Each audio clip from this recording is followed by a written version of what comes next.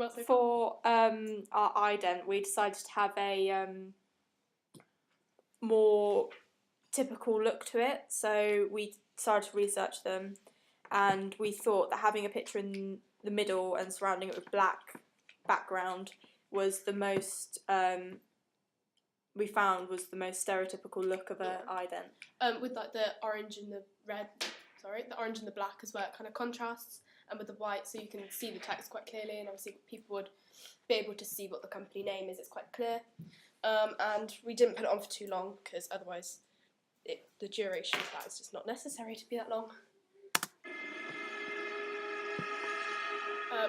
We start here with the door, which is present day, so it's just like a normal colour with a slight tint on it, just to make it seem a little bit more eerie and set it out already so the audience can tell that it's going to be a thriller genre. Yeah, because originally it was a lot lighter when we filmed it. We thought it just didn't make the first bit flow, and it kind of like introduced another film was going to happen. Not it felt thriller. Like a lot more happy, and the environment isn't how we wanted to set up. So we decided to put a tint on it and make it darker. We did a fade dip to black, which was the transition we used on that one. So it looked as if they were kind of walking through the door, and it just made the transition a lot smoother into the next tint. And also we wanted when doing the start of it, we wanted it to to flow, didn't we? Yeah. In a way that it almost went slow and kind of like gradually built up as it goes along. Start off quite slow and kind of eerie, and then build up the tension throughout. In the darkroom scenes, we decided to edit and put a red tint over the film because we when it came to filming, we didn't. We decided it was best. We did like a run through test shot. Found that it wasn't really good lighting, so we solved this by then using the tint instead, and we found that was a lot better. Yeah, and we also could change it to how we wanted it to look, which was a lot easier.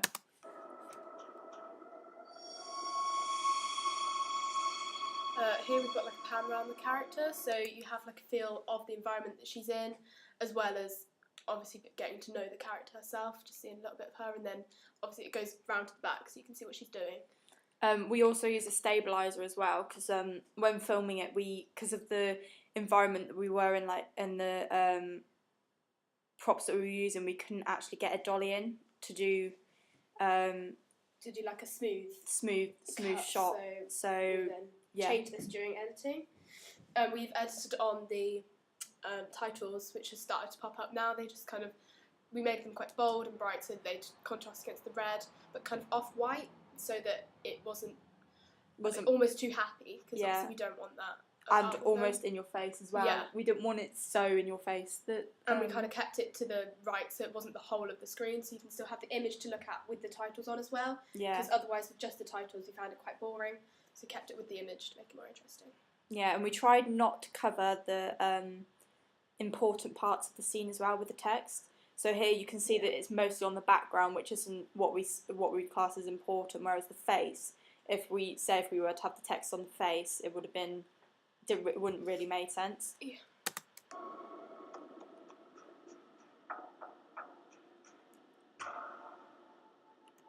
There we had another dip to black because we just thought that it would make the scenes flow a bit better. It just keeps that continuity editing across it, and it just keeps it the same feel, because we don't want to suddenly pick up the pace in the editing yet, because the action obviously hasn't started, so it's still quite slow. We also have the over-shoulder shot, because so you can see what the character's doing. Yeah, almost. Let's see. Yeah, puts the audience in the scene, puts them behind the person, so they become more involved in the storyline.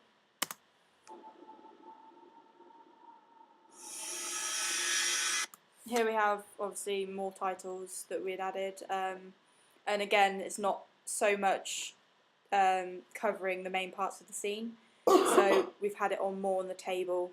And we got from here on, we've got quite a few close-ups, so we basically use this to feel quite enclosed and really involved in the scene, but also kind of makes the audience feel a bit uncomfortable, which gives an unnerving feeling about the character and the whole situation, so the audience knows that there's something not quite right because they can't get a feel of like the whole scene.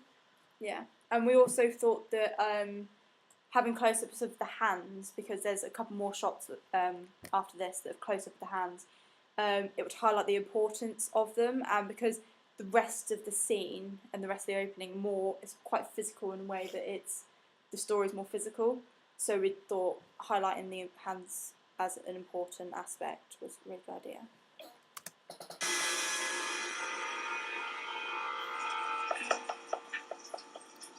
We'd also use non-diegetic sound in a way for our music in the background. But then we also have the diegetic sound of the dripping tap in the background, which is obviously what the character would have heard as well. And it's creepy with the dripping, but it also, again, it gives you the feel of the environment, puts the character in the audience in the same place, yeah. Yeah. So you can hear what the character's hearing. And it's more, we thought it would be more realistic. Yeah. And you can hear the sound of the foot tapping as well, which is a common sign of being nervous or like anxious in some way.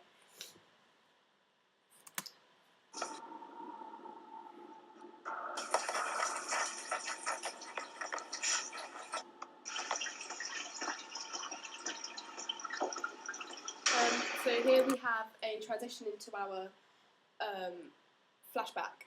So we chose to use graphic match with like the dripping from the tap into the dripping of the leaf. We thought it was a really good transition. So it flowed, but you can also tell that obviously it's a different time because we've changed the tint on it, so it's old. And we decided to go for like not a black and white. Kind of more of a browny tone to it. Because obviously she's a photographer and she's catching it on film. We thought having the flashback in a almost like a film style.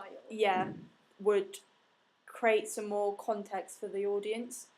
Because it's the whole point of this scene is that she's out there, she's taking photos, and so you're almost seeing the whole flashback through the camera rather than being there.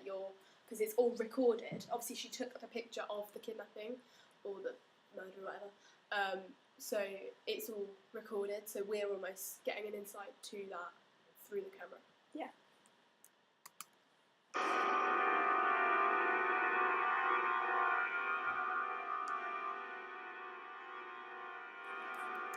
Also, we don't have. We found that having transitions in this part wouldn't have helped our storyline because we wanted it to be, I don't know, more to the point.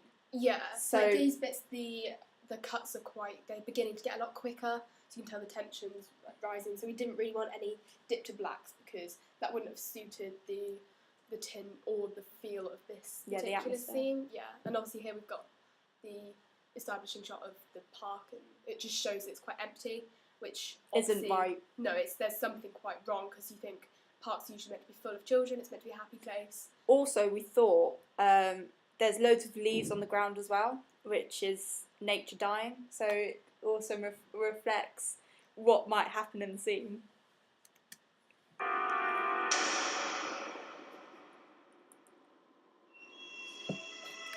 We also have quite a lot of, like, this one's a close-up of the swing moving, so it almost part of it's in focus and out of focus. And we designed this shot, what we think is very well, because there's actually the person in the background, which when we showed a lot of people, they didn't actually notice. No, it's like attention to detail that we've used. And we also found, like, through our research of other thriller genres, this was quite a common shot to use. Like an empty swing, it's just kind of eerie and creepy, and a lot of other thriller / like horror films use that. And obviously with the character in the background, it introduces the character, but only if you're very observant, and it just slightly out of focus means there's something wrong, there's something not quite right in that scene. Yeah, also, like, because most mystery films, you have to watch a couple of times. It almost implies this film is going to be one of those films where you're not maybe going to get it the first time you watch it, so you're going to have to watch it a couple more times to get it. And because obviously it's mystery as well, we're not giving away the whole storyline in this one bit, but we're gradually giving the audience pieces. So they almost have to put it together themselves. They have to put together that the woman was there taking the picture of the kidnapping. You have to put it together as an audience. We don't give it straight to you, which we thought was more effective that way. Also, we thought about the swing.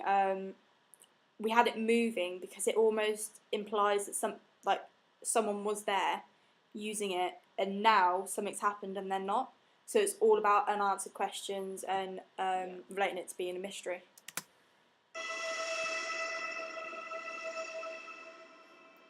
Again, here we're just introducing the character, but without revealing the identity, which also builds up the mystery throughout. So throughout the whole thing, we never fully see the face of this person, which we thought would be quite effective, because it doesn't, not seeing the identity means audience can't like sympathise or relate to the character at all. So there's this kind of barrier between the audience and the character, so you don't understand them, which is the whole point, because obviously they're the bad person.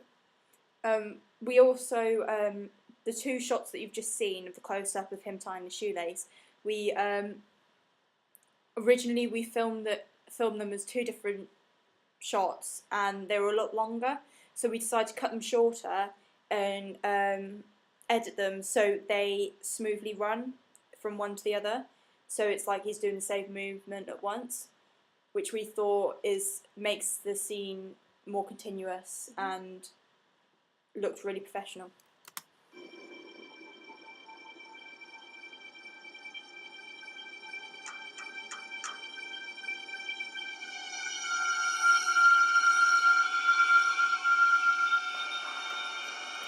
Here you can tell the music is growing in pace and almost high-pitched sounds and squeals, because it's like tension's building. Yeah, you can tell that it's building up to something, so you can tell something's going to happen. Here's a point of view shot, so it puts the audience in the position of the bad guy, which is not what you often get, because you're not meant to be in the same position, so it's kind of mysterious. It's like, why would you then... It's almost like the audience is the bad person, which is just a bit more different to what you usually get.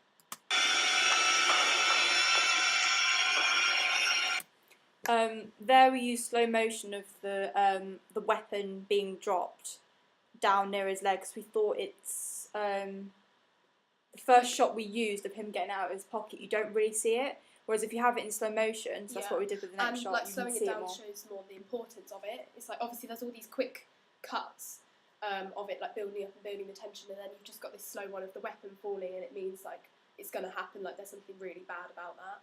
Yeah.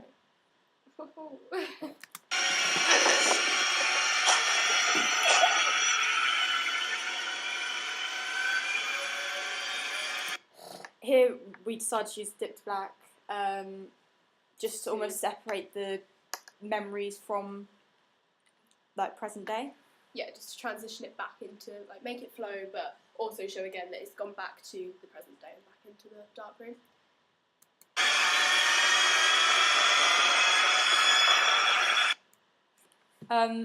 There we decided, originally it wasn't supposed to zoom into the eye,